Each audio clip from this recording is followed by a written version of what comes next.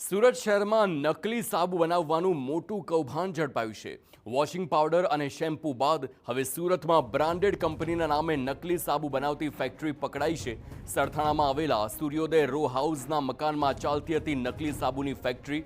પોલીસે મકાનમાં આકસ્મિક સર્ચ ઓપરેશન હાથ ધર્યું અને દરોડા પાડ્યા। પુણેની કંપનીના લોગો અને ટ્રેડમાર્કનો ગેરકાયદે ઉપયોગ કરીને નકલી સાબુ બનાવતા પોલીસે સ્થળ પરથી આશરે ₹6,67,000ની કિંમતનો મુદ્દામાલ જપ્ત કર્યો છે। સર્ચ દરમિયાન અલગ અલગ બોક્સમાંથી કુલ 850 નંગ નકલી સાબુ મળી આવ્યા। બ્રાન્ડેડ કંપનીના ખાલી કવર, સાબુ બનાવવાની 30 નંગ પ્લેટ અને ડાય પણ જપ્ત કરવામાં આવી। ફેક્ટરી ચલાવતો મુખ્ય આરોપી રાજ ઘેવરિયા રંગે હાથે ઝડપાયો છે। તો નકલી સાબુ બનાવવાનું આખું આ કૌભાંડ અને કેવી રીતે આખો આ ગોરખ ધંધો ચાલતો હતો તે જુઓ।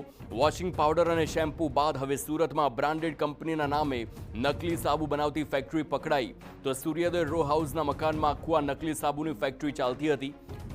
સંવાદદાતા બળદેવ સુથાર ફોન લાઈન પર છે। બળદેવ, નકલી સાબુની ફેક્ટરી ઝડપાઈ છે, કેટલા નંગ જે સાબુ છે જપ્ત કરવામાં આવ્યો છે, શું વધુ કાર્યવાહી?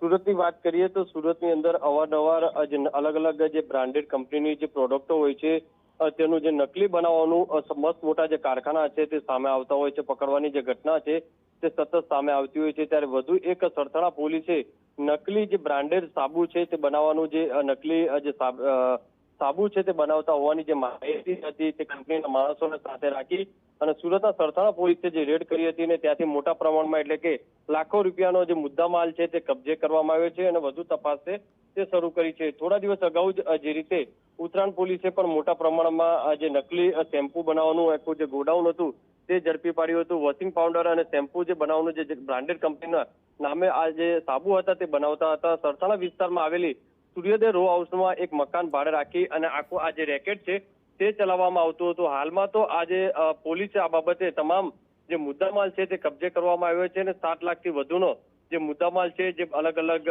જે સાબુ છે, અલગ અલગ જે પ્રોડક્ટો છે, જે મશીનરી છે, આ તમામ વસ્તુ છે તે કબજે કરવામાં આવી છે અને પોલીસે આ જે મુખ્ય આરોપી જે કહી શકાય છે તે જે રાજભાઈ ઘેવરિયા આ તેની પણ અટકાયત કરવામાં આવી છે અને વધુ તપાસ હાથ ધરી છે કે કેટલા સમયથી આ જે કારખાનું ચલાવતા હતા અને આ તમામ જે સાબુ છે કઈ કઈ જગ્યાએ પ્રોડક્શન છે તે વેચાણ કરતા હતા તેને લઈને તપાસ છે તે શરૂ કરી છે।